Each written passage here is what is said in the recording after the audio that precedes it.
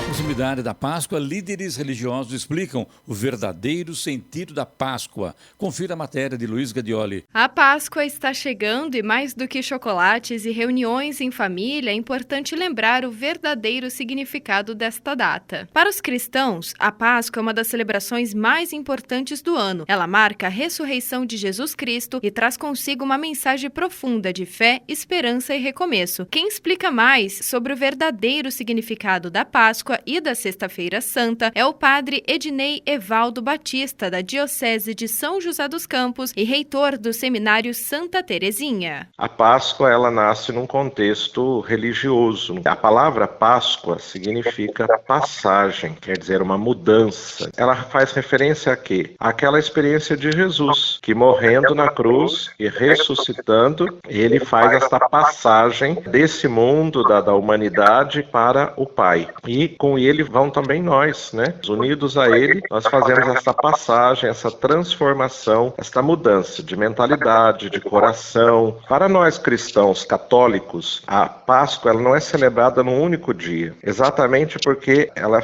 fala de um mistério muito grande, que não é só a ressurreição, é a ressurreição porque houve a morte, e houve a morte com sofrimento. Então todo o mistério pascal de Cristo, que nós assim chamamos na teologia católica, compreende o sofrimento, a morte e a ressurreição de Jesus. Isso é celebrado em 3 dias, o chamado Sagrado Tríduo Pascal, que compreende a Sexta-feira Santa, o Sábado Santo e o Domingo de Páscoa. Esses 3 dias formam como que uma celebração só, como se fosse um único dia, mas desdobrado em aspectos diferentes. Então, na Sexta-feira Santa, nós contemplamos o sofrimento e a morte de Cristo. No Sábado Santo, a gente lembra o dia que Jesus ficou no sepulcro, porque ele morreu. É o dia do grande silêncio diante da morte de um Deus que nos ama tanto que nos dá o seu Filho para nos salvar. E o domingo é o dia da Páscoa Gloriosa. É quando nós, então, comemoramos com muita alegria, com muito júbilo, a ressurreição de Jesus. Então, a Sexta-feira Santa é um dia em que a Igreja nos recomenda o jejum como uma forma de luto pela morte do Senhor, a abstinência de carne como uma forma de uma sobriedade, não vamos fazer festa, porque estamos com os olhos fixos no mistério da cruz. É um dia também de silêncio, de oração, e nesse dia é o único dia no ano que a Igreja Católica não celebra a missa. Nós temos apenas uma celebração chamada Solene Ação Litúrgica da Paixão do Senhor. É uma celebração da palavra, onde são lidos textos bíblicos, onde fazemos uma adoração da cruz, rezamos por todas as necessidades do mundo e também participamos da comunhão eucarística para estarmos em comunhão com a morte do Senhor. O padre Ednei ainda esclarece por que a Páscoa cai em datas diferentes em cada ano. A nossa tradição religiosa, a tradição cristã, ela tem a sua origem na tradição judaica. Os judeus, eles já comemoravam a Páscoa, só que eles o faziam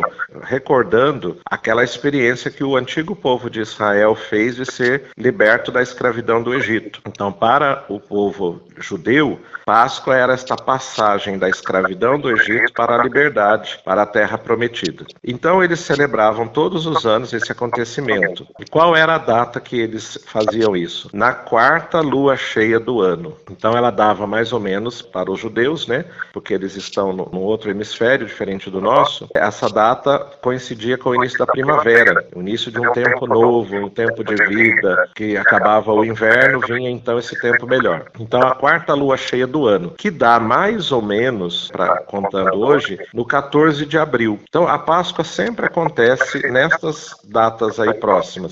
Então o calendário que os judeus seguem é o chamado calendário lunar. Então para nós é no domingo, por quê? Porque Jesus ressuscitou no domingo. No domingo que se segue a 4ª lua cheia do ano. O pastor da Igreja da Cidade de São José dos Campos e fundador da rede Igrejas da Cidade, Carlito Paes, também fala sobre o significado da Páscoa e algumas diferenças entre as comemorações nas igrejas católica e evangélica. A gente tem muita alegria como cristãos de celebrar a maior festa de toda a cristandade, seja para cristãos católicos, evangélicos. Nós celebramos a Páscoa como uma conquista. Por quê? A festa da Páscoa é uma festa de origem primeiramente judaica, quando o povo de Israel ficou cativeiro no Egito e, através de Moisés, eles então foram libertos para celebrar a Páscoa no deserto. Então, a Páscoa traz um sentido original de libertação para a liberdade. Já na perspectiva cristã, ela ganha um significado